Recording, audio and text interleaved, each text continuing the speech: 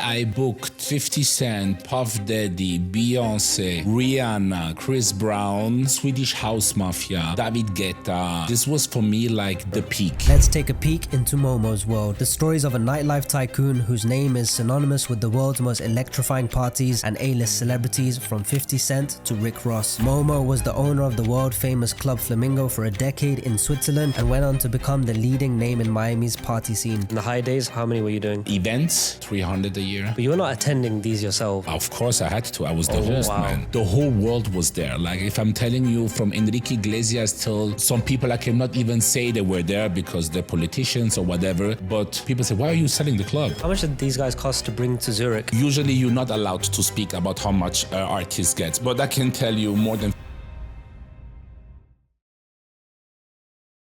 I was trying to become a singer. My passion was music. Music, dancing. I was European champion in freestyle dancing. What type of music? Was always New Jack Swing, hip hop, R&B. Okay, yeah. So you were doing more like the neo style or actually rapping? Man, in my time was only about Michael Jackson, man. Okay. Like my time was Michael Jackson. It was everything's Michael Jackson when I was a kid. And when I received my first record deal, I was 15 actually. And we were like boy group style, you know, it was the time where all the boy groups, NSYNC, Blackstreet Boys and all that. And so my dancing group, and actually we're all Spanish guys, was the 3 Spanish brothers and 1 guy from Armenia and me. And we were already champions in dancing and we could sing a little bit, you know, but one was very good, but it sounded good. So we received a record deal with Sony Music. And when I recognized that how the business works, that they tell me which song I have to sing, that I cannot write my own song, and we cannot do what we thought what we could do. And plus I was smoking weed when I was younger, so they told me I'm not allowed to smoke weed. So I actually left my record deal because I said no one can tell me what I You have hate to authority. Whoever tells you what to do. Like, you know, you're not my father. Yeah. I don't care. Yeah. So actually I break my record deal because of weed back in the days. Wow. Yes. And then my friends, they put their first album, not album out, but their first 2 singles, and I was watching my boys on TV and me smoking my weed, you know, didn't know if I do the right thing. Yes, and then of course, being in this, not being in school, not working, smoking weed, trying to get money, no father at home, 2 sisters, mother, trying to buy them some shoes, some clothes, whatever, what was needed, you know. I somehow received this instinct of being a father to my sisters. Yeah. And you were the man of the house, basically. Yes, I was like, you know, I remember my mother sleeping on the couch because she didn't have even her own room, my 2 sisters in one room, me in another room. So this was really something for me that, it's not an excuse, but this was the reason why I had to make that money. And yes, and this is how I got into the wrong circles, let me say, you know. And of course, I was very happy because I could bring home, I remember like every stupid thing I was doing, making money, I was always running to my mother and say, Mama, I have money, you know, and I was giving it to her. I was using it again the next day, but I was always bringing it. You know? So this is actually how I started to make my first money, I can say. And then how usual things work, when you start doing bad things, one day the police knocks at the door, and then you're gone for a while, you know. And was this in Italy? No, that was in Germany. Okay, so you grew up in Germany that phase? No, I grew up in Switzerland. Okay. But when my parents got divorced, my mother moved to Germany. Okay. And this is then where actually it started already in Switzerland, me being a little bit problematic at school because the father was not home anymore, you know, and they put me in this difficult kid situation, like in internat, it's called. It's like a school college where 24-hour security and all that stuff. So I was in this, but because my mother changed country, I had the chance to go out from there. Otherwise, I have to stay there till I was 18 years old. So it's like the underage jail. Yes, more or less. Yeah. So yes, then with 16, 17, I was living really the big life. I had already a Porsche. I had a Mercedes 500. I had a lot of money, and then when you're young and stupid, of course, you show off your money. And you have to imagine I was driving 1 year without driver license, and the police were not stopping me. Because they say if we catch him because of the driver license, we're not gonna catch him Because for of other stuff. So I was driving. Right. But I have to say, of course, I stopped, but it was already too late. They still catched me for things I was doing 1 year before, and then I was gone for 3 years. I was in jail for 3 years in Germany. This is from before 17 18? till 20. Yeah.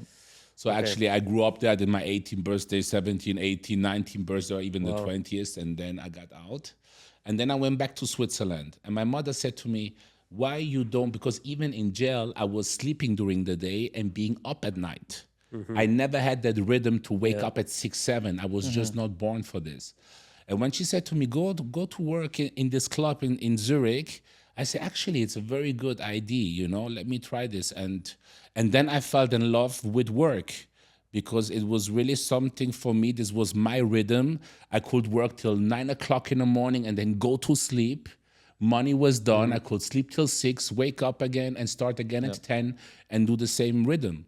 So this is actually how I started to work in nightlife. That first club was El Cubanito? That was El Cubanito, exactly. Okay. And El Cubanito was this was something legendary. This is something we will we will never live such a lifetime like this in Switzerland, in Europe. It was a club that people came from all over the world. So this was like the first club where you saw artists like Destiny's Child, BEYONCE, Tyrese, Blackstreet, like everything's what was American hip hop and R&B, Mary J. Blige, all this time when it became really trendy, and when it popped off in Europe, it was really that club, and it was no Instagram, no radio, no hip hop in radio. It was nothing. So you had to go to this club to get that experience, and this is something that unfortunately nowadays it's a little bit lost not a little bit, it's lost in nightlife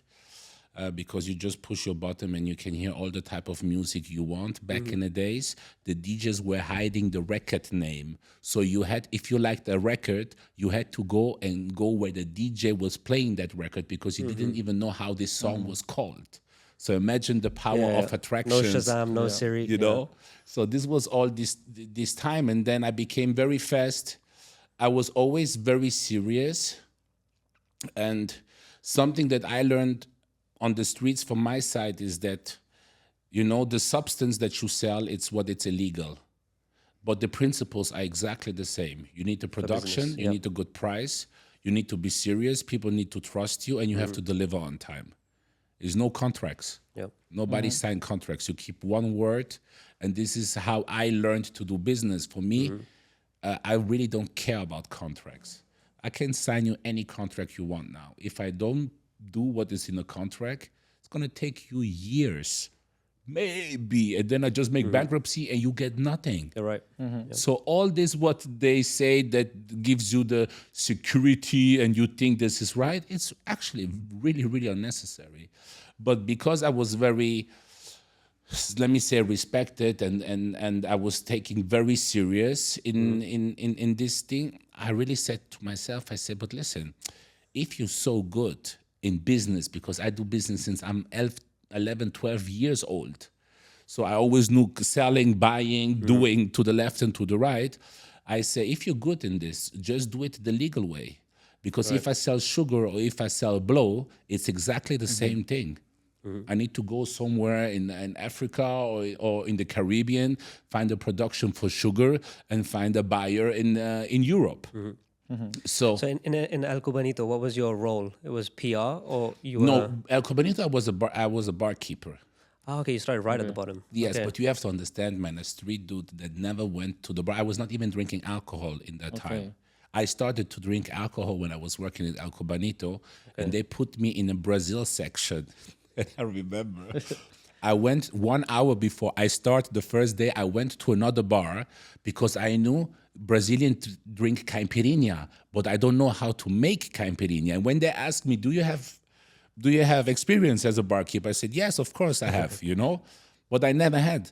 So they put me in this Brazil floor where I had to sell like 400 caipirinhas nice. Yeah. a night, and I made big mistakes, like the money was not right, but I was charming. People saw that I was not a barkeeper. You see how you do things, but I learned it very fast. After 1 month, I became the best barkeeper. I was making the most male revenues after a month. After 4 months, I became bar chief. So I was running all the bars in the club. Okay. No, then first they put me to the main bar. First I was in this Brazil area, then they put me to the main bar, and then there I just killed it. And what were you doing that the others weren't? Like you were more personal relationships, you were joking around, or no, the bar was bigger. It was a bigger responsibility because you were in the middle of the club. The other one was like a side bar, And I was always on time. I was never missing work. And also, like before, I always was trying to be on time, having this principle and never miss one day work, because the worst thing what can happen is that your employee tells you on Saturday night, 10 o'clock, I feel sick.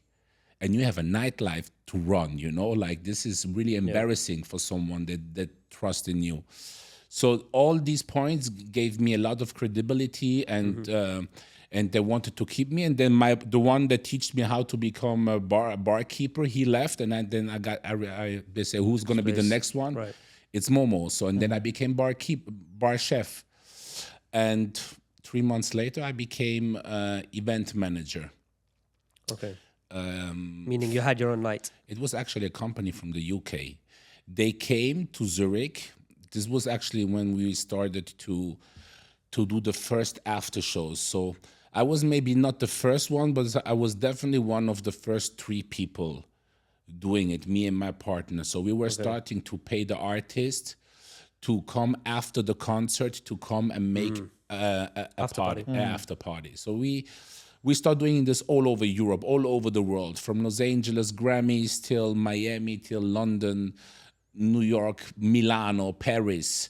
We were doing this everywhere, We were buying the whole tours, and then we were doing the same tours as the artists. So we were buying 10 after-show parties, and then we were doing 10 after-show parties. So this was actually, this was actually my first business. But I was still employed, because they said to me, look, we need somebody like you that knows all these people here, because you work at the bar, you know everyone. When you work in such a popular place, people know who is the barkeeper, who is the DJ. This is it has a status in a city, working in a hot spot. So they say, we need exactly a guy like you. Would you like to be the face of that? So then I say, yes, okay, let's start it. My first party was Ja Rule and Ashanti. There you go. This was their first tour. This was my first party in 2001. 2001, so I found the club where we could do the party for these guys. And I put my first face, like me going in Zurich, telling everyone, it's my party, it's my party, it's my party. 1 week before the party, the guy that gave me that job, first of all, he was not paying me salary since 2 months. So I was working already 2 months with no salary. And he tells me 1 week before the event, he said, Momo, I don't have the money to pay the artist. And contracts aside, venue, the whole reputation, everybody's coming. It was a big, big hype around after-show parties back in the days. Till today, too. But imagine almost 20 years ago, it was crazy. So I said to him, listen, I'm going to find the money, but at this point, I'm going to be your partner.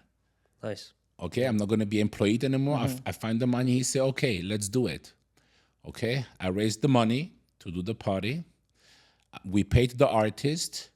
We broke all records of this club that night. The next day, he took all the money and he runs away with the money. So I'm standing now there. I had a very successful party. My first investment that I received, that somebody believed me, this guy runs away with the money. So I have debts.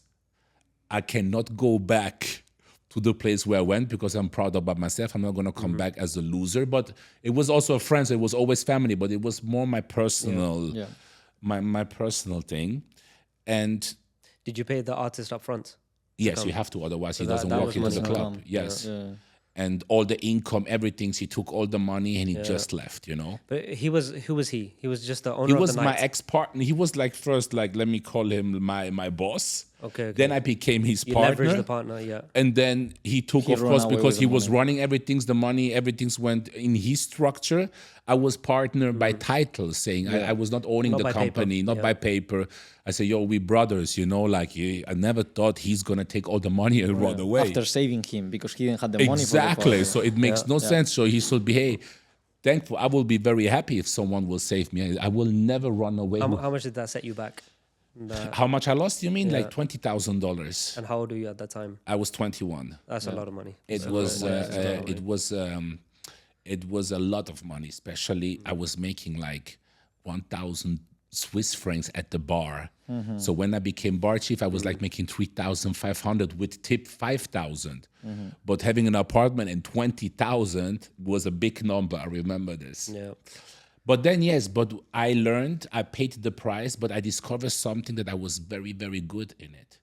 Because I found the club, all the people came from me. So I found something that I could continue to do. So I counted as, how you say, like as a key money. You lost the money but won the brand of Momo now. Exactly. And then one DJ from that party was an American DJ. He was one of my best friends for many years.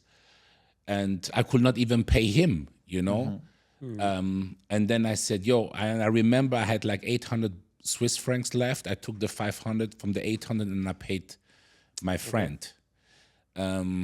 But I didn't really consider him as a friend because if he would have been my friend, he would have never take the 500 if he knows I lost 20,000 already. So this is all things that you learn, but I will always remember this. Like when you know and you like this, and I think, no, I was not father yet. So anyways, by the end, he stayed with me and I said, what we going to do now? And he said, I said, listen, we're just going to do it our own. We know how to do it. If we make everything's right, we have a good opportunity. And this is then how Goodfellas was born. This is why the good guys, not the Goodfellas from New York. Same mentality, but not illegal, legal. Really the word Goodfellas. And and then I put this tattoo on my neck. And this is when Goodfellas was born. And then we just picked up and we killed it for many, many years. When you say we, who was these people involved with you? It was me and my DJ friend. Okay. Yeah. So you ran it along with two partners? No, actually, I had no partner. It was just me.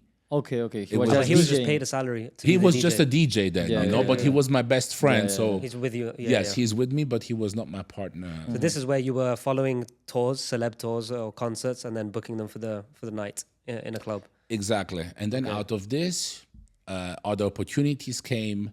So I was saying, okay, how can I book Puff Daddy? I'm from Switzerland. I'm not from New York or LA.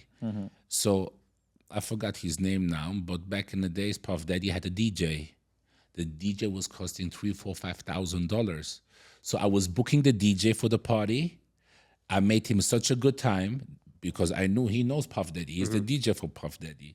So having with him a good time and having a first collaboration with the Bad Boy brand gave me the opportunity to call him after and say, listen, I want to do a party with Puffy. And when he was calling Puffy, he said, listen, this guy is on fire, man. He's killing it.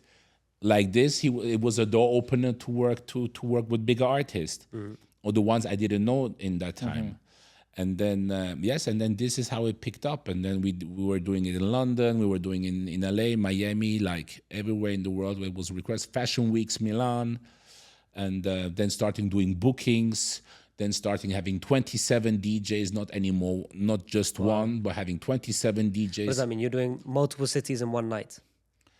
No, I was doing all the bookings for 27 DJs. I see. Okay. Okay. So as a booking agency, I was giving them clubs, single bookings. I was promoting them with my after show parties because being on as a DJ on a Puff Daddy party was a reference back in the days.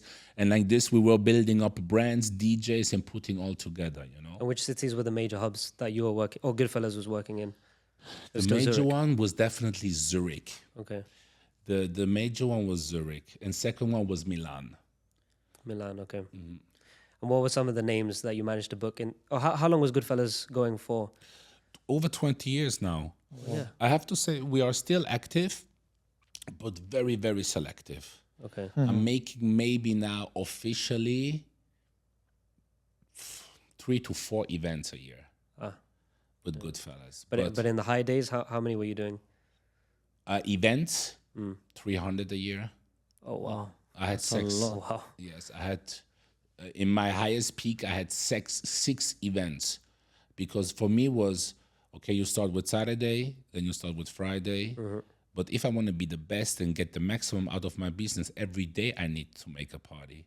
And the only day Monday, I didn't have the party was Monday. Okay. And then from Tuesday till Sunday, I had every day a party. But you were not attending these yourselves. Of course I had to. I was the host, man. Wow. Yeah, Okay. you are the You brand, have to. you are Without the- me, forget it. That's a Yeah. wild life. Were Okay. you when this activity came in, like of Monday to Sundays? Were you drinking at that point?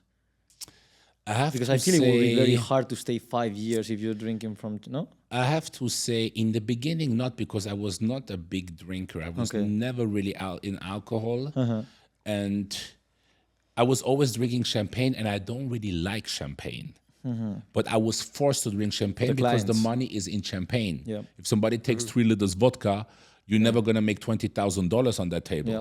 And 20 people's going to be drunk. But if somebody orders 10 bottles Dom Perignon, then he can still keep drinking.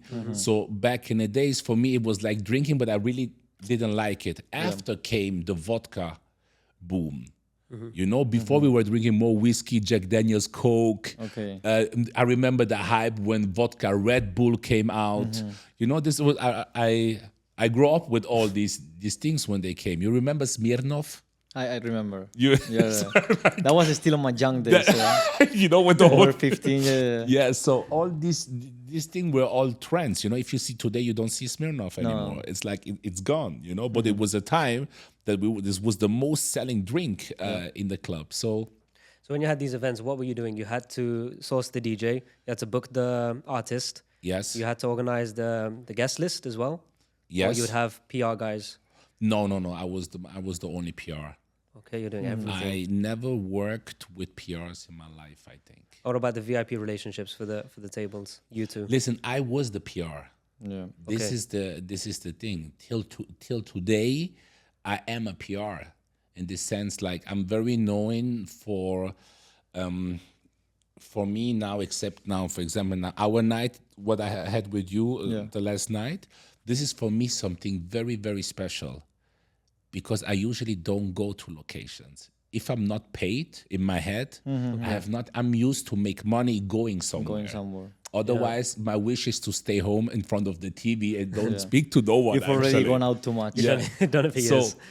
for me, and it's actually super crazy if I look back that I walk from Miami till Dubai till Ibiza. When I walk, people still know me. Like I never missed. You understand what I mean? Like they even speak to me. I don't remember. I don't know, but I still like being nice and speak to them. So it's definitely something that was very unique. Like you have to understand when you put a lot of work in, it's like 300 events. Some nights I had 3 parties. I had one in Milan, one in Zurich, and whatever. I had also then my club running. So yes, I was doing this for 6-7 years with the after show parties. And then when I had the opportunity to have my club, I stopped actually doing bookings, you know, because I was focused on my club and I was making more money with the club than with the bookings. Where these lines out when it comes into your journey? So you were doing all the events for artists, celebs, and all of this. Then the opportunity of the club comes, and you own the club with other partners, and then you stopped a bit doing this event side. This is exactly what I did. Okay. In those years that you were doing Goodfellas, who was some of the names that you were managing to book? I have to say, very honest, the day I booked 50 Cent, Puff Daddy, Beyonce, Rihanna, Chris Brown,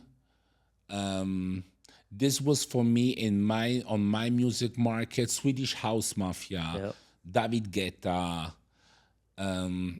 This was for me like the golden era, the peak. Yeah. I knew who else? Rolling Stones. Yeah. I'm missing, and I don't really care about Rolling Stones, to be honest. It's not my music. I'm not feeling attached to it, even they're rock stars. But for me, on my market, after I booked all this, of course, Jay-Z, Kanye West. Those are big ones. So Rick Ross on your Instagram somewhere. Rick Ross also, Rick Ross was one of my last bookings. Also, what's his name again? Andrea Bocelli. Okay. My last booking was actually Andrea Bocelli here in Dubai at Jumeirah Beach, like last year. And the crazy part is I'm still very strong in this. Like I make a couple phone calls. It's still the same people in this business. You build the relationships. It doesn't change. It's still the same manager, maybe managing other artists, but these people are still the same ones. You know, the good ones are still running. They're still doing this job. So I can activate it anytime needed. But for me personally, it's like I like to let the things go. I don't like the time telling me now it's finished. I like to make the decision myself. Now I finish. And I finish when it's good. I don't sell my club when it's down, because first of all, I will be a bad businessman and I will lose a lot of money selling a business going down. You have to sell the business in peak. And this is the hardest part, because it's your little baby, you're attached to it. And don't be too greedy and thinking I'm gonna make more and more and I wanna get this. What I learned, and this is a saying that someone told me, is that the most money, you're gonna always make the most money is when you sell your club or when you sell your business. A business is here to build and to sell. The business is not here to build and to keep your whole life, you know? And this is something that I have to say, it was very hard for me, but for me was also, okay, what is my next challenge? I can now continue booking artists my whole life and say, yes, I'm running with celebrities and I'm getting the attention and all the ass kissing from some people. And of course, all the girls, oh, this, you know him, whatever. But first of all, I don't think this is the goal of my life. So for me, I'm thankful to open a club with 27, sold my club with 37, and with no disrespect to my friends that still own clubs till today, I don't see myself sitting in a VIP with 40 every weekend in the club, talking to drunk people and chasing young girls. This is not something where I see myself. And I think everything has a time in life, and I try and I hope that I could watch back one day, or even now I can watch back and say, you know what? Yeah, I did the right decision. 1.5 years later, Corona started. Yeah, perfect timing. You know, no one knew that. Yeah. But people say, why are you selling the club? I say, you know why? Because I said to me, when I make 10 years anniversary, a club that is alive for 10 years, it's a very, very long time for a club. Club is something trendy. It comes and it goes, and it's trendy for 1-2 years. It's not Pasha Ibiza, that it's a legendary place that people go for vacation. It's a local place. So 10 years, it's already 2 lifetimes for a club. So I knew that if I reach the 10 years, I have my 1 and 0 crazy history. Like we had...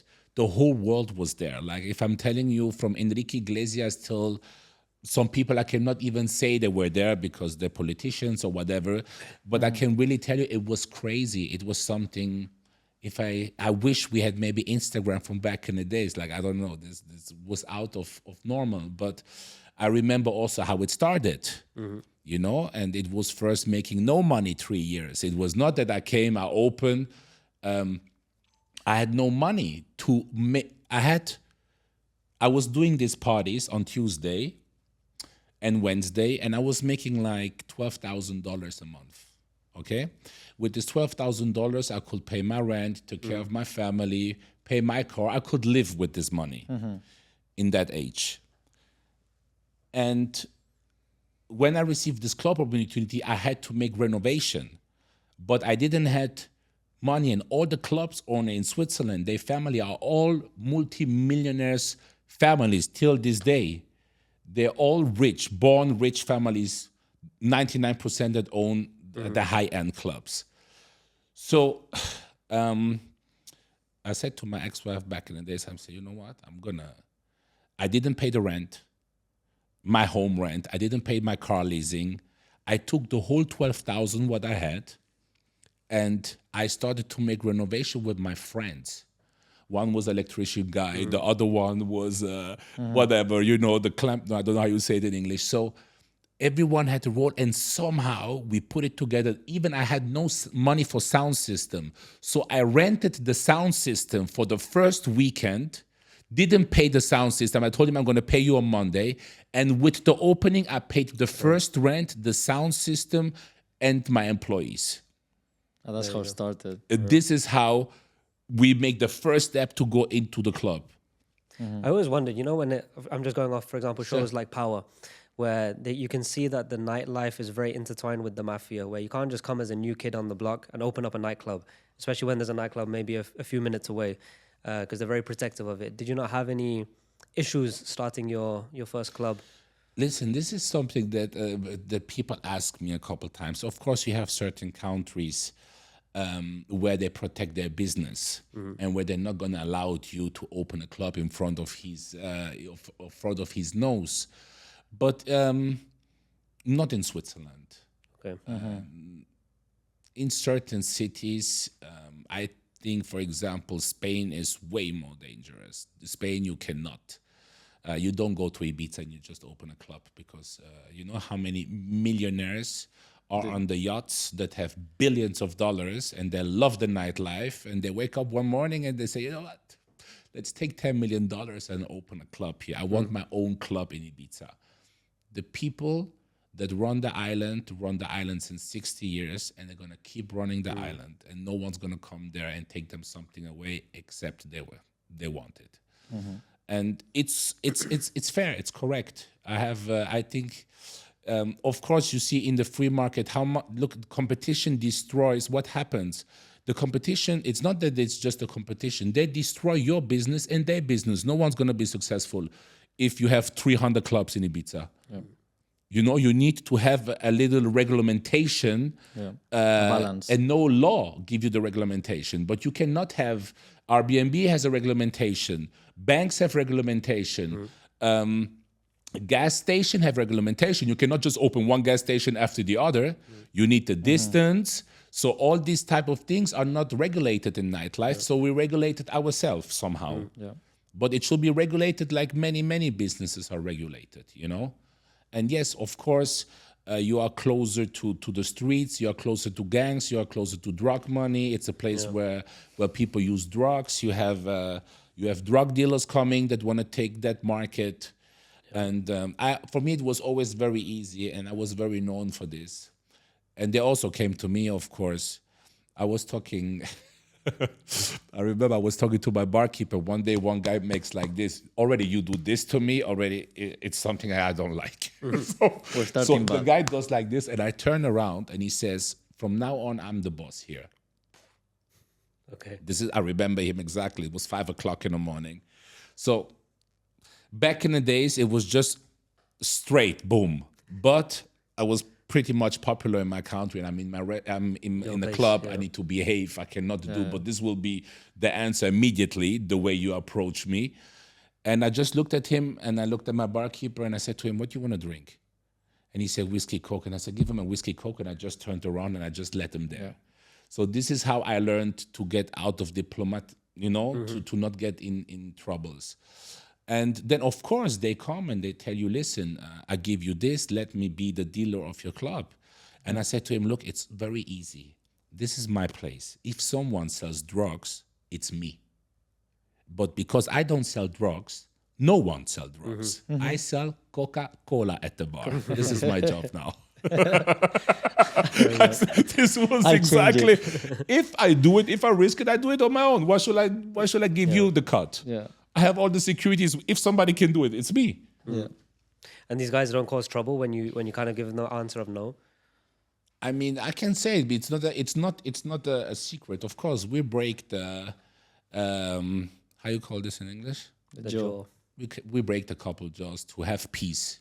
It's needed sometimes, yeah. Yes, you had always trying to be diplomatic, but when somebody comes to with intimidation, yeah. yes, then we have to make you understand you're in our home, my friend. You know, and I had 16 security guys. Ready, you know, Ready the good to go. ones. The ones that were actually waiting for this. I have to say, slow down. They get excited. Slow down. They're ready for it. That was your jump. So after when you sold the club, that's when you jumped into America to live? So then so the last 6 months, I had 50 Cent, Rihanna, and Chris Brown. Okay. I saw that the market was going down in Switzerland. Not How much did these guys cost to bring to Zurich? Because that's not where they normally okay. chill. Look, usually you're not allowed to speak about how much artist gets because it stays in the contract. Their business, yeah. But I can tell you more than $50,000. Okay. Actually, Rihanna was for free. I can say Rihanna was for free. And with that 50K, But they to come say and it always sound it's for free. Like she came because she understood that the party was good and I have a certain reputation. Everything was organized well. Her brother was in the club hosting already. Okay. So, She came to have fun or plus performing? No, she came to have fun. Okay, very cool. She really came. And then I said, look, I cannot stop. But I had all these 3 artists in Switzerland, in Zurich, in 3 months. So for me, it was like, you know what? I'm going to leave this place as a world champion, man. You guys not going to see my club going down and waiting to point that finger on me and just to say, you know, finally he is down because they are just waiting for this. So that's why for me it was 10 years. It was these 3 artists. Market was going down. And for me, it was the right moment to say. You did like a cash exit, you sold, or you kind of gave away the CEO hosting role, but you kept the equity? No, so what happened is that I had issue with one of my partners from I think the richest or one of the richest families from Switzerland. And to break it a little bit down, it was that, look, for me, this is something I thought today about it because I knew we were seeing each other today, and it's like the how life goes, you know. Everyone is disappointed about friends, about people that you trust, about people that just run over you, stole your money, and you were just actually here and say, yo, I was loving you, man. Like, you know, I was ready to fight for you. Like, you know, if you really like this, that you like somebody and this person does this to you, it's very painful, you know, especially when you are so attached to how I am. Like, I love my friends. Like, I love to work with people. When I work with somebody, it's because I really appreciate that person. Otherwise, I don't care. Like, you understand what I mean? It's not money that gives me the influence. I had people that, you know how much money I refused in my life just because I don't want to be with him. Like, I don't want to be, it's not about that. So this was something that that is just part of life. When you're a good person or when you're a bad person, everyone receives his echo, you know? And you know, if you're selling drugs, you're going to end up in jail or you're going to die.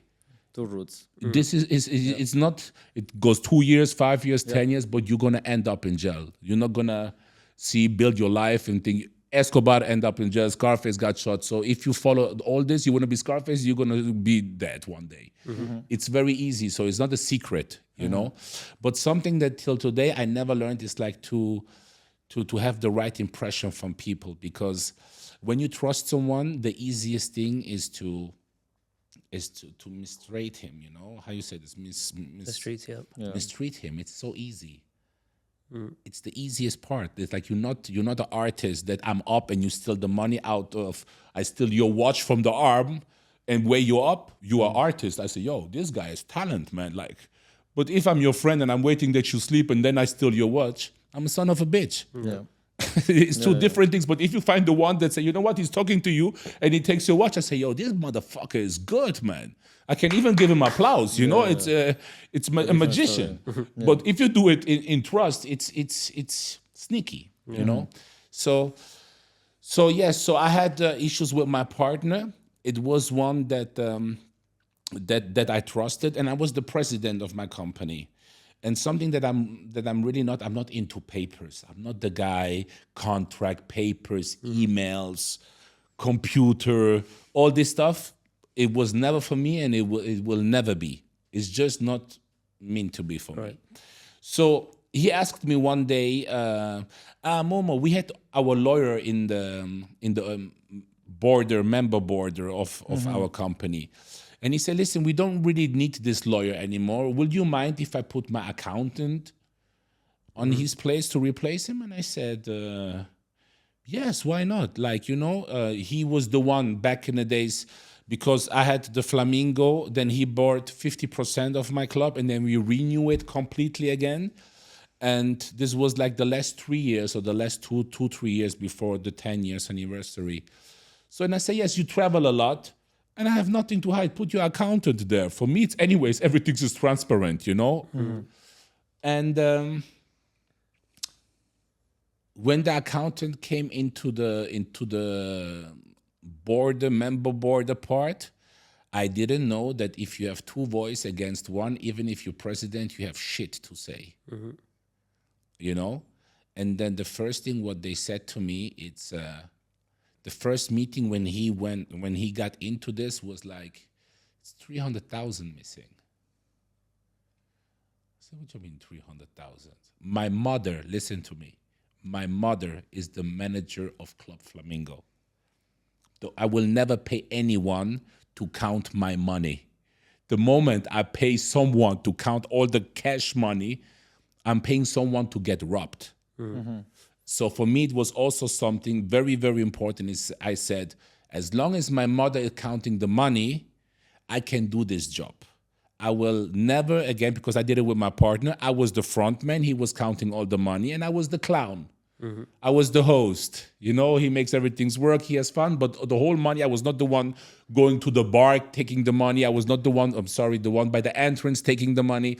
So I had zero touch with cash flow for 10 years in Flamingo. The whole 10 years, I was never the one counting the money. When he went to holidays, I just took the money, I put everything in a thing. And just go. I was like, I'm not going to count this shit now, 6 o'clock in the morning, I'm drunk. And then I was just putting... And just live. I went to the hotel, I said, tomorrow when I wake up, I start to count the money. So it was just never my thing. So by the end of the day, when this situation happened, and I said to him, what you mean 300,000? Yeah, 300,000 is missing. So, when you are clean, people can come to you and say whatever they want to say, even if you don't understand, but you didn't take it. So I don't know now from where, so give me the proofs, So they came up with bullshit stories that I could prove that it was no money missing.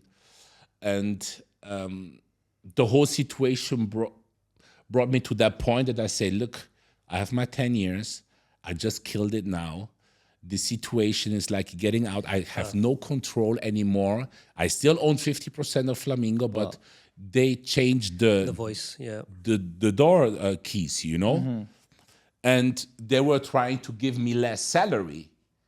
And I said, what you talking about, my friend? You crazy? You think I'm going to work for less salary? Like, forget it. It's not even a question. So for me, it was like, okay, I decided for myself. My mother has also a certain age.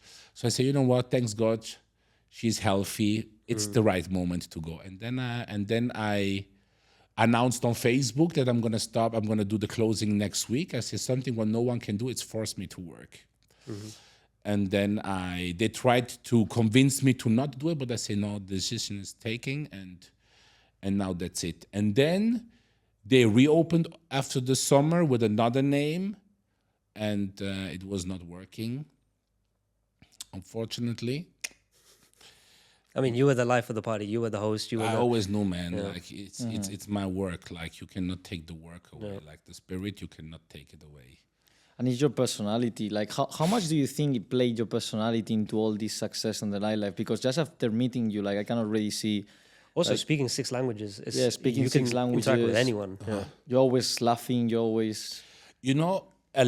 Many people tell me this. Yeah. Me, myself, I know this is just the way I am. I don't recognize that when you describe me, I don't think like this when I wake up in the morning. Yeah. But this is something that I have because I hear this everywhere.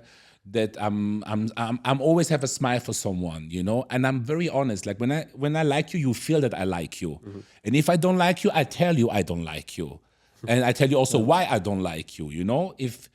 But many times it's like I don't know. This is something that is God giving, man. I knew that this place was working for me because of me. They always say this place works for Momo. People were not going to Flamingo. People were going to see Momo. Momo's night, yeah. And Momo 3 weeks not in Flamingo, club empty, my friend. Yeah. So I was in a golden cage.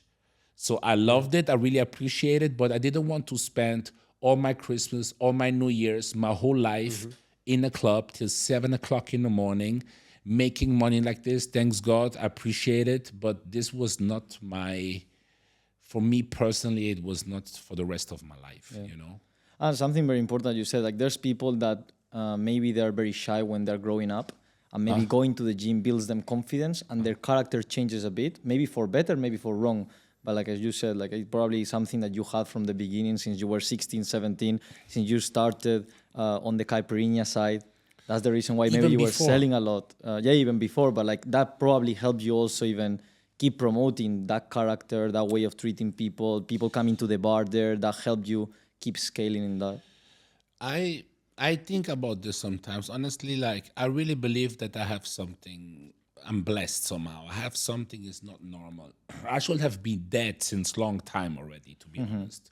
The way I was living, that I survived, that I'm asking myself today, like, you a crazy motherfucker, bro. Like, you know, I was doing things, man, that you say, I don't believe it.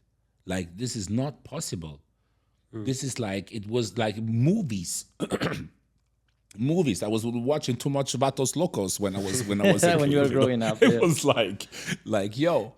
And the things I saw, the things I saw and the people I met, and I don't know, it's like people were remembering me when I was 11 years old. They were speaking about this little black guy that speaks Italian in the train because I had to go 25 miles from home to school. Oh. You know? So I was 8, 9 years old when I had to take the bus, the train, and then walk 2 miles to go to the school. So it was a very long way. And I was entertaining the whole train, you know? And people were speaking where my father was working about this little black dude that is taking the train every morning. And they say, yo, this is my son. Like, you know, so this is things that till today, what it needs today to make you speak about a little kid that is 10 years old or 8 years old, makes you speak today about him, what he needs to have that he makes you still speak about him. So it must have been something that I'm very conscious about this, you know? Okay. But I also really believe that I'm a very nice guy. I believe I respect everyone. I believe small, whatever culture, whatever he's from, rich, not rich, I don't care what the person has. For me, as long a person is respectful and I appreciate everyone. I really don't, and I was always like this. Like, I don't try to even, listen, when I had the club the first 3 years, I was not doing, I never made pictures with artists. My best friend was saying, Momo, you have to make these pictures. It's important for the business and people have to see. After 3 years, my mother, my best friends was talking. I was not taking pictures. You don't have a picture with me and Beyonce, and I did 10 Beyonce parties. Why did you not want to take pictures? You don't want to seem like a fan? I can tell you exactly why. Because for they two hate reasons. you, First right? of all, I don't believe that another person makes me look better on a picture. We are all equal. I'm not a groupie. You know, I'm not a fan. I can appreciate a talent, but I don't believe because you have something or you do something that you're better than me. You are just an artist. It's always depending on which point of view do you see things. So now think about the effects. Why do you have people screaming like they see Jesus Christ? It's a human being that you're seeing. Right. And just because he can sing, you're like, you start getting panic attacks and shaking and crying. Yeah. Do you think this is a normal reaction? For me, this is not normal. For me, this is something, it's a human being psychologically effect because it works. because you want to tell me all the singers are good-looking guys, but they have 50,000 girls in the stadiums crying for them. So I can understand. You tell me Enrique Iglesias, I can tell you, okay, he's a good-looking guy. You know Zucchero, for example, the Italian singer? Yeah. So you probably don't know him. Okay, let me say Elton John. Like people You tell me David Beckham, I say, okay, he's a good-looking man. I understand that the girls. But now you take Elton John and you see he is gay. He still has 30,000 girls there that would like to meet him. Lil Uzi, for example. Yeah, you understand what I mean? So it means that these celebrities make an effect that is not real. Because everyone that can sing and everyone that is on stage has that. This was one of the reasons. The second reason is that when I book Beyonce, and I appreciate her amazing as an artist, and she can sing, she has a beautiful voice and everything, and someone is paying $100 to come in, and Beyonce is her dream, her idol, her life. And you see this girl in her eyes that she can't believe it to see her. If I go and ask Beyonce for a picture, it will be for somebody like this. I will not use the credit for myself, even if I could. But if I go and I interrupt the artist, because the artist is there sitting, whatever, I want that the artist has a good time. And how many clubs owners are behaving like groupies? Majority. They think because they pay, they can be the whole time. Listen, the artist don't want to be with you. He's not your friend. Yeah. He wants to be here. Give him his space. Let him feel comfortable. And nowadays even more, they need a social media picture to be Exactly. with promoters around the world. They need this picture and Yes. they're jumping on the picture in there, which is even worse because the artist is noticing all these things. So he'll never make a friendship with you. He knows you're there for the interest, he's there for the picture, he's there for just promoting yourself. It's like this. So I have to say a couple ones really got into friendships, you can say. But you know why they got into friendships? Because they were not doing these things. Because when you're a celebrity, do you know when you're a celebrity and you go into a room, I'm just telling you psychologically, the celebrity is waiting how you're going to ask him to make a picture. What route you'll take, yeah. How and which moment. Because you see, people are sneaky, go around, and then they know you're going to come and ask for a picture. Yeah. So he knows already, he's used to this, and he sees how you're going to ask him. Because he can also say, no, I don't want to do a picture now. So you have also to find the right moment to do it. So for me, after 3 years, I really did it to be professional, and because the artist was in my home and I knew already a lot of them coming to my club. So I have to say 99% from all the pictures that I did with celebrities are friends of mine today. It's someone that I like. So I will not do a picture with somebody I don't like, and just because he is famous, or I don't know him, and just because he is famous, I will do a picture with him. Do you think if you were starting your career now with the world of social media that it is, you would have taken a different route? Difficult question. No, actually not. Oh. Because this is why I am who I am in my business. Listen, the artist he will remember you if you don't ask him for a picture. Yep. 100%. He said, why this motherfucker don't ask me for a picture? He doesn't know who I am, or whatever, which attitude they have, some of them. But he will remember you more if you don't ask him for a picture than if you ask him for a picture. Yeah. Or it comes to mind to myself now, there's even smarter ways to do it. Instead of asking for a picture very direct, I follow these guys from, I think it's Leaf, that they're doing the Mentirosa Thursdays. Where Kiki. And the two of the guys, I think they're Cuban. Kirky. Or Kiki, let me see. Yeah, I think it's going to kill me if he knows that I don't know his name. My brother, perdóname, te amo. No, one is called Angel and the other one whatever. But my point is that they're doing vlogs of the night. So the camera is always around. So it looks normal to have So it looks camera. normal. So I think these guys are doing it smart inside of whatever. It could Kirk. be like... Yeah, Kirk I think is one. I don't know the names. I just seen some of the vlogs. And that could be a potential good one where you're just vlogging the night. So it doesn't look too into the face. They just maybe say hi or whatever. Of the friends, they can say a bit more. But then it's just like a block of the night. So therefore, it's not in your face of like, hey, can we take a picture? Can we? And whatever. also, yeah, and also personally, I like natural pictures. Yeah. Now, like this posing like this and Yeah. looking, I You look never like a liked fan. this. For me, I like, also, I don't like myself on pictures. I almost never like myself on pictures. I like the ones, if somebody just clicks now, like clack, clack, clack. Yeah. Naturally, one, I think this posing it was never my thing. I think it's more girls' thing. Which ones of the celebs of nowadays do you think you can consider more your friends? If you could say names of people you've built a better relationship. Okay.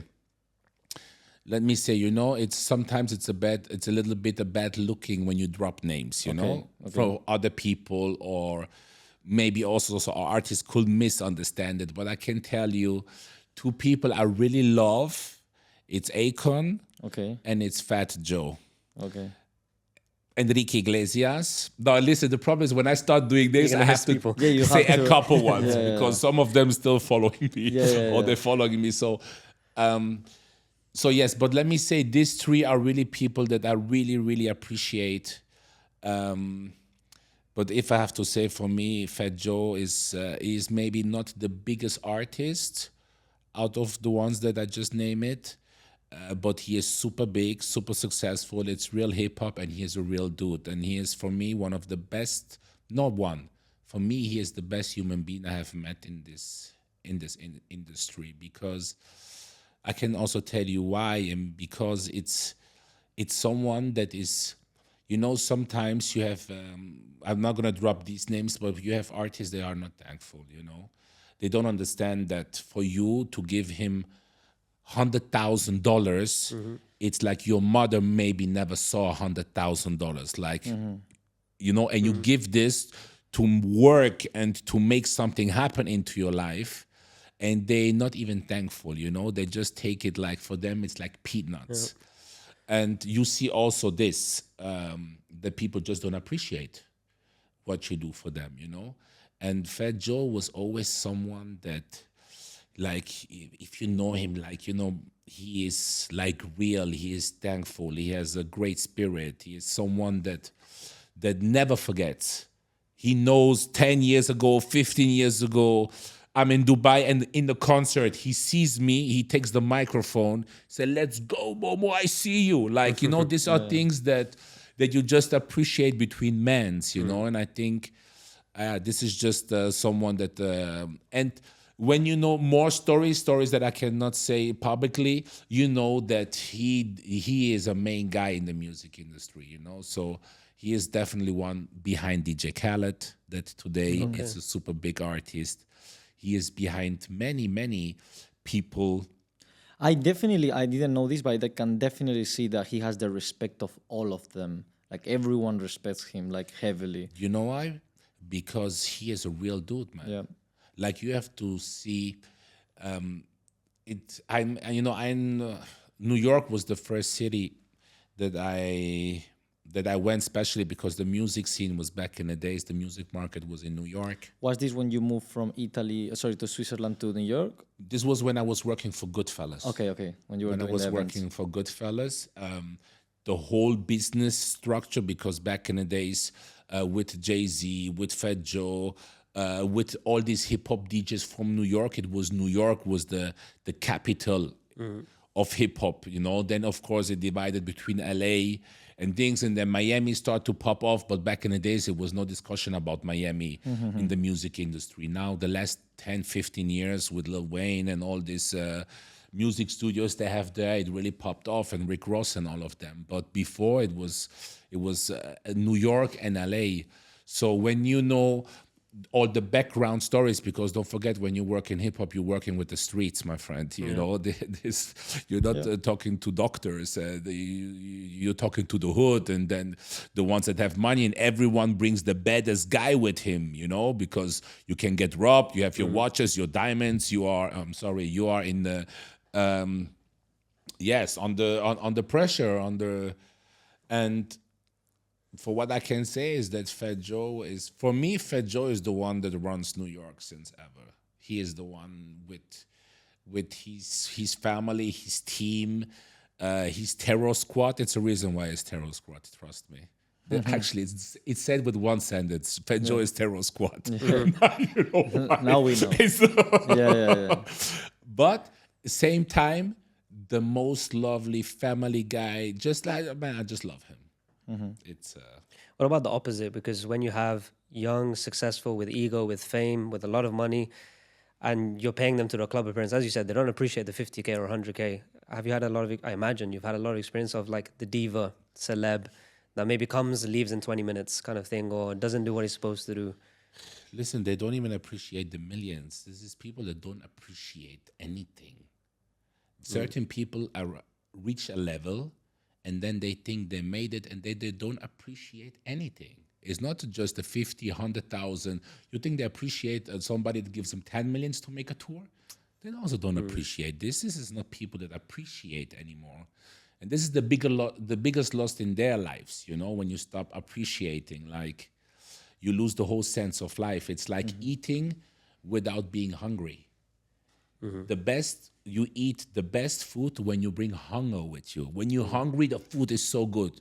If you already eat, you ate already and you eat again, it's not good. You can bring mama's plate, you're already full. So, yes, to give you an answer to your question, no, like also something I have to say, I never had a cancellation. Okay. Yeah. And I was making it so good because, you know, you don't pay the artist to perform in the club the most of the time. You pay the artist for appearance. So he comes, he stays 60 minutes. This is by law. By contract. He comes, he stays 60 minutes, and then he has the right to leave. Now you have to make the party so good that he wants the attention. Because he wants attention. It's his drug. The drug of artists are attentions. To hear the clap. Some people get depressed if they don't hear the clap anymore when they come on stage. This is a hype, you know. This becomes your drug. So, what was the question again? You had to. So yes. So my good thing was that on one point I had the streak locked down, because you have to understand, some of them you pay them in cash and they just don't show up. This happens many times. They just change mind, they don't give a fuck, they hide, they with some chicks in the hotel, now I don't want to go to the club. But I never had this, thanks God. And I also knew if you're in my city, you're gonna come and perform. Like you're gonna come and perform the contract. Like, you cannot do this. Like, I will not accept it in that way. And I had such a good reputation that even these dudes, you know, they know me. So it was never really an issue for myself. Thanks God. One of our partners, he did an event in Dubai, and he was doing it with a lot of celebs, and it was full of issues, to be honest. Again, because probably not the personal relationship, it was just through the managers and a payment. But one of the celebs came. He was supposed to come for a 30-minute appearance. 6-figure payments. After 5 minutes, he wants to leave. He took a couple of pictures, wanted to bounce. The other one was like, they put him in the Royal Atlanta suite. He was like, no, that's not good enough. I want this suite. Like, just The Burj Al Arab one, and move me there, and all these things. So it depends. Of course, you have to know, many people are not professional as well. Many promoters are also not professional. So you have always two sides. I don't know. Sorry, how much experience your guy had to do that? That was brand new. But I just know that you have an agreement, and when you stick to this agreement, you know, they tell you, they have to confirm you the hotel. You cannot just book the hotel and then they come and they don't know where they go. So before they take the flight, they know already in which hotel they're gonna sleep. So you have to make the reservations, you have to make the payment. So it's a whole procedure. You don't do that. So he has also the rights to leave if his security is not the way he wanted. If you are just getting on his nerves, like you don't own the artist. You know, he's still a star. He still needs to be respected. So I think both have to do what they have to do, you know? And if he didn't like one hotel and he confirms the hotel, I say, it's no problem. You're just going to pay your hotel. But if I just book an hotel that he didn't confirm, but you need to know how to move. You want this hotel? Yes, we want it. You say, yes, I have it. WhatsApp, via email, then it's this. You want to change, you pay yourself, my friend. You know, the thing you said of the hunger, I do wonder this, because you're in the nightlife, you're in a bubble in a sense. You're not in the ordinary world where you're seeing multimillionaires, even billionaires spending crazy amount of money in a club, degeneracy, women, all of that kind of stuff. But that's your day-to-day environment. Did that give you a separate drive or hunger to achieve in a different way? Or you were more chasing money in those younger years? To be honest, to your question, to correct your question, if I can, like, you don't see many billionaires in a club spending money. Interesting. It's the most of the millionaires or wanna become millionaires spending this money. Because we all live on our limits. At least me, to be honest. If I make 100,000, I spend 100,000. If I make 200,000, I spend 200,000. If I make 30,000, I spend 30,000. I'm not the one saving money. I put my money in business to make money, but I don't have $1 million on my account and whatever happens. No, because I got shit to do. And the most of the people live like this, if you're honest, you know? Yeah.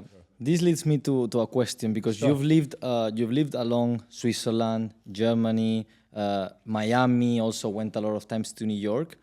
When it comes into the women's space, did you see a difference between Europe and the US? Of culture base, or these women are international, or what's more or less the vibe that you get when you're working all that nightlife on these clubs? Here we go. Holy shit. That's honestly, no. They're pretty much all the same reaction, the same behavior. No, to be honest, I cannot tell you maybe more in real life. So, for example, what I can say is that in Switzerland, girls don't take it for granted. Like, you can send a bottle to a girl, or you're going to go to the bar and say, hey, can I invite you for a drink? She's going to tell you, no, I can pay my own drink. Thank you. This is the wrong approach. You do this in Spain. You do this in Italy. You do this. The percentage that the woman's going to accept the drink is way, way, way higher. So this is definitely different in cultures. In America, they expect you to ask her if she wants to drink something. This is the way to approach a woman. In Spain, they accept, but they're not so rude that they pretend this from you. In America, they pretend. In Spain, they accept, and in Switzerland, they tell you, said in general, no, thank you, I can afford my drink myself. I'm not going to just take a drink from a stranger. This is like Sweden, Germany, Switzerland, they have a little bit more these mentalities. But also there, it's changing. So you can say everything's what happens in America, culture-wise. Look, OnlyFans started in America. Now, 87 years later, it's in Italy. Everything's what happens there comes over here. So you know that in the next 3 years, the girls gonna start, in Spain, they're gonna start to pretend. In Switzerland, they start to accepting. And in 5 years in Switzerland, they're gonna start to pretend. And they, you know, it's like this how it goes, to be honest. If I can break it down, this is the way I see it. But I also believe in the same time, you know, speaking to my good-looking baller friends, the girls are exaggerating and we're getting tired. It's an Italian saying, it's a difference between un signore e un coglione. And un signore means a gentleman that wants to be man and invite you as a gentleman, because our mothers raised gentlemen. We keep you the door open, we sit you down, what you want to drink, all this. It's always being part of being a man. But being used, it's being a fool. You know, this is two different things. It's the same gesture, but now it's like they are pretending too much, you know? And it costs you so much. Like, even for me, I say, yo, I don't want to spend all this money to get your opinion, to satisfy your things, what you believe. And then when it comes to you to even spend $20, you shit in your pants. Like, you don't take Uber, Lexus. You park in the free garage and then you walk into the mall to meet me.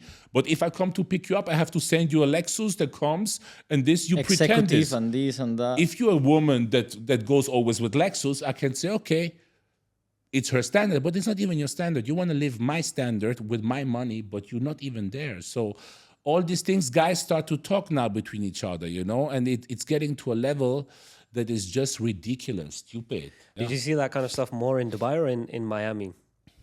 This kind of princess life, let's call it. It's coming everywhere. Yeah. You know, it's like the village, the difference between the city and the village. Village is followers and city is trendsetters. Mm-hmm. And everything's what happens in the big cities come also into small village.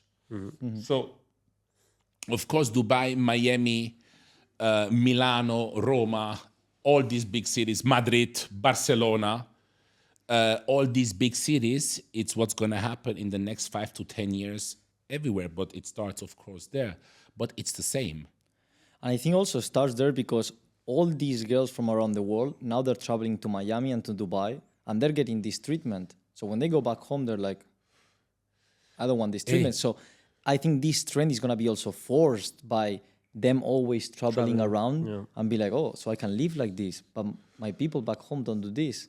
So it's kind of delusional because not everywhere is the same money in Dubai, Miami, that, for example, could be in a city in Spain. But I think it's going to start like that, as you said, and the next 10 years it's going to be like a big trend around clubs, a big trend around lifestyle, social media. So it's... Man, girls telling me, okay, we are lucky. Like as I said, we had this conversation a little bit, and of course, and it's true. Now imagine a man that works works at a gas station. He doesn't steal. He doesn't sell drugs. Mm-hmm. He is an example.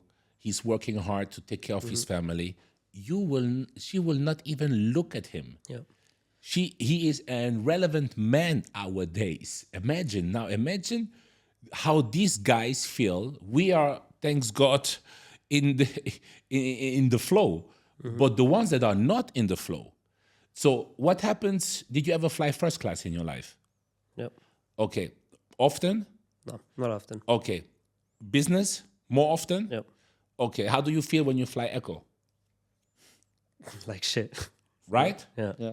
You remember first time you ever took a plane and you fly Echo? You probably fly Echo the first time. For most of my life, yeah. Okay. You create your own unhappiness that you feel like shit flying Echo. Yeah. And the same thing is what the girls do. They are living this life, Miami, Dubai, that we call first class. Yeah. But what it's about to appreciate, and don't forget that also Echo, it's 5 hours and we are walking in the same airport. You're right. We're going to the same destinations. And this is all psychologically what I'm saying is to be a happy person. Of course, I could wake up every day. People ask me, why are you happy, Momo? You know why? Sometimes I'm happy because I can walk. Sometimes I'm happy because I can breathe. Sometimes I'm happy because my mother is alive. Sometimes I'm happy because I can speak. Sometimes I'm happy because I have food on the table. I can find you a million reasons to be happy, as I can find you know what? I don't have my Rolls Royce now downstairs. Life is shit. I don't have this. I don't have this. I don't have my watch. I don't have whatever. So it's all in your mind. But what they're doing, we are used to. Okay, we will, if I don't go to a 5-star hotel, for me, it's like, oh God, man, being in Ibis, so I don't know which hotel for me is like, I don't know if I ever went, or I probably went, but I don't remember last time. But we need to learn and try to appreciate this. And what these girls do, they make their own unhappiness. Mm-hmm. And they're living in something that they don't want to understand. The guy that has money and that treats you like a princess, he treats you like a princess for a certain reason. He doesn't treating you like a princess. He's treating you like a bitch. Mm. He buys you. Princess, you don't buy a princess. You treat her like a princess. This is not a princess treatment. Yeah, but we call it princess treatment, not like the 5-star life, you know? What do you think then? Because all this has been like a trend, a trend coming up from the Western, more in America, I think, and then it's coming up. Like every trend starts in America and comes out to the rest of the world.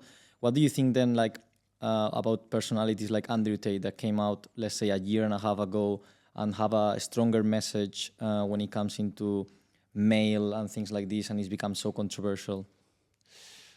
just today, someone texted me because I post. I never met him personally, but I post certain things what he says because I really agree with him because I have this lifestyle experience and I know that what he's saying it's true. I understand him completely. I think he's like this guy is a genius. He is a very, very, very, very smart man.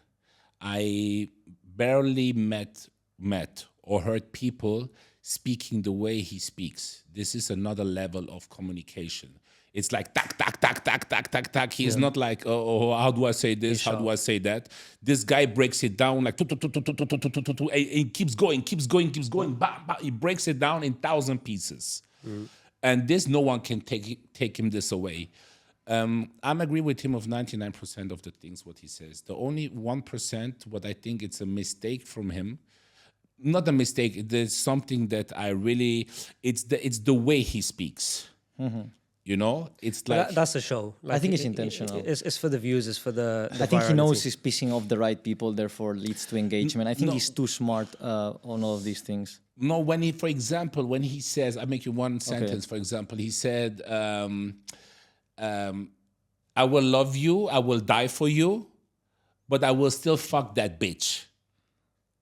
If he will say, I will love you, I will die for you, but I will still sleep with that girl, it will sound totally different, but it's the same thing. Yeah.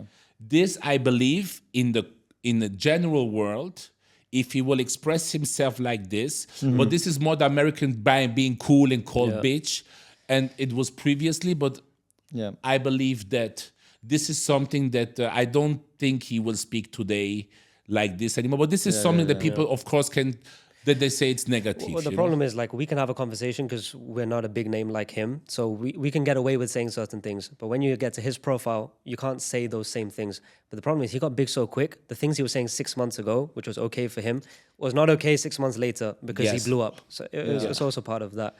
I think we just got told we got 5 minutes, so let's do some quick fire questions. Yes. Damn, time passed fast. Yeah, huh? we've almost hit 2 hours. So much. I was talking more than you guys. That's how it's supposed to be, bro. That's how it's really? supposed to be. We wanted to hear your Okay. story. No, I imagine you've had a lot of high-profile relationships, situationships, whatever you want to call it. What is one thing all of your exes would agree on about yourself? That I'm very good in bed. I knew that was coming. But it's true. Yeah. You ask me, this is something that my ex still tell me till today. The ones I'm still speaking to. And positive or negative? This was now something positive. Also something negative. Just this morning I had that question. I swear to God, what I will describe myself something negative. That I'm very straightforward. That can I be good don't or bad, honestly I don't consider it as negative. It's not. But You're direct. I said to her, look, it's very difficult. I wake up in the morning, I go to the gym, I work my whole life, I work the whole day. I don't do nothing bad to no one. I support for everyone. I respect everyone. I take care of my family. I work on my new process. I don't even have time to do anything negative to anyone. I don't steal. I don't rob. I'm not an alcoholic. I'm not a drug addict. I cannot tell you something that it's. I don't lie. I don't have time for lies. Fair enough. Okay, what's in Live, in Zurich, or whatever, all the night scenes you've been on, what's the most you've seen someone spend in a night?